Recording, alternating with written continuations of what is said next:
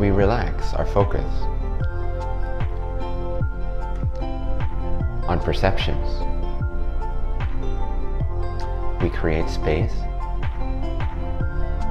for our true self to shine forth, as if from the background of our being.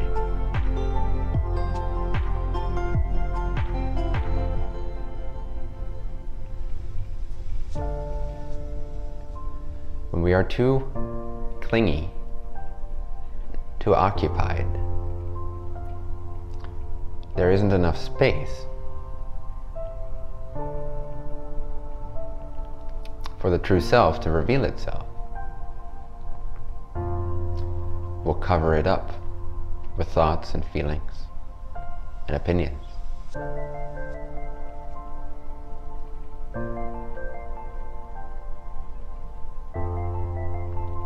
But there is a, so to speak, background of light, background of awareness, enabling your perception of anything to begin with.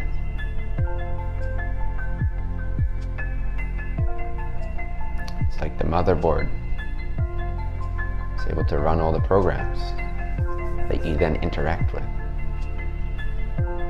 It is the root, the substratum, the essence, the isness, the light which enables perception, the beingness which enables consciousness. All of your perceptions and experiences can be traced back, can be led back to this background of you, that which you are all the time, usually without noticing it. But take an experience, for example, where you are completely inundated with perceptions. You're hectic, you're anxious, you're busy, maybe there's a deadline you need to make, and you're going on all cylinders. There's no awareness of this background of I am. Memorize an experience such as this, and maybe it was just before you entered this room. For most people, it's all the time, pretty much, unless they're in deep sleep. So take this hectic experience where there is no awareness of awareness, where there is no recognition of your existence itself. There's only absorption in sense perceptions and in thought forms, at the total eclipse or expense of awareness, beingness, bliss, isness, I am. Picture such a moment of total doubt, confusion, ignorance, delusion, projection, imagination, mind. Remember it, imagine it, as if you're watching a movie of yourself, your past self, in front of your own eyes. See the hecticness, see the anxiety, see the lack beliefs that drive the engine behind this anxiety, this delusion, this forgetfulness. The neediness, the lack that you must believe in order to cause such chaos to your system all the time and tolerate it. You must be chasing some kind of redemption, some kind of relief, some kind of clarity. Perhaps it is to be loved. Perhaps it is to be appreciated.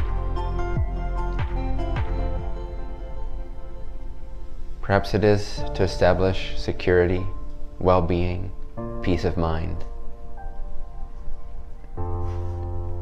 Perhaps it even is your search for enlightenment or liberation. from all this mental garbage. Whatever the lack belief may be, see how it fuels this chaos of the personal mind, completely identified with the body and its own perceptions of the world, for it to run around incessantly, without fail, without consciousness, without pause for reflection, trying desperately to chase, to find, to establish some sense of security, some sense of confirmation in this projected world of sense objects and thought forms. And just witness yourself lovingly. Witness how your system is freaking out and you're not even pausing it because you're used to it. This is called everyday life. It's called city living.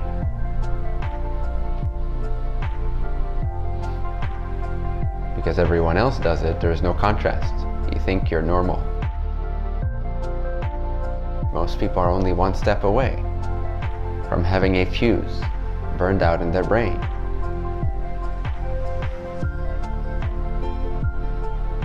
Because you're in 6th gear, foot to the floor all the time.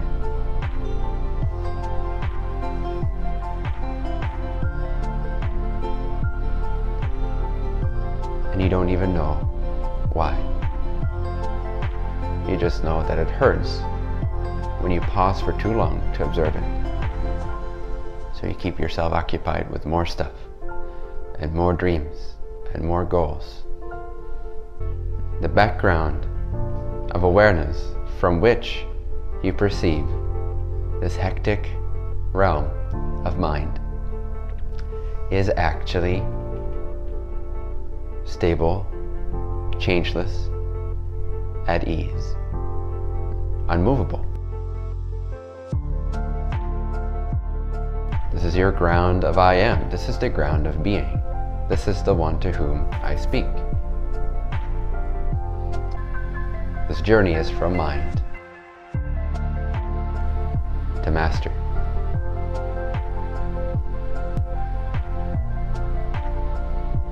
The master is undistracted at all times. It knows itself with a brightness, with a fire, with a vividness at all times. This master is in you now.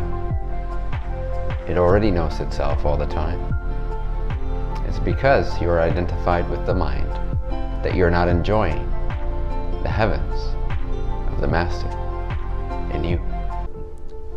Even if you are ascribing value and meaning to an inherently meaningless and doomed life, and you really want to hold on to it and make something out of it, make it work, make it last a little longer, make sure you eat healthy and get those additional 2 years in, 2 years of anxiety gained. Yes!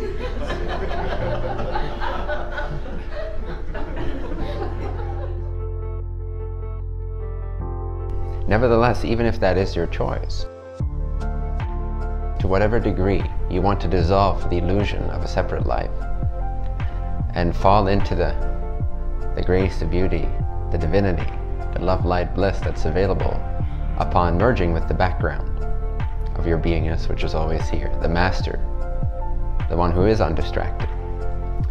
Over time, more and more of that will become who you are with practice, with experience, with seeing through the folly of trying to live a separate life. Because really an independent life is a life apart from intelligence. That's what we strive for in our society. How far can I get away from the motherboard that makes this whole show run and that knows all the elements of the software, all the elements of this computer, of this game? Let me try to get as far away from the whole of infinite intelligence as I can and call that accomplishment. So you will see through the folly of that. You will surrender. You will admit defeat, inevitably. Maybe not in this life. but inevitably. You cannot be separate. You cannot be apart from this intelligence. So why try so hard? Why waste this energy? You can still enjoy the fruits of individuality, but maintain a strong, firm connection to the motherboard, the background of intelligence.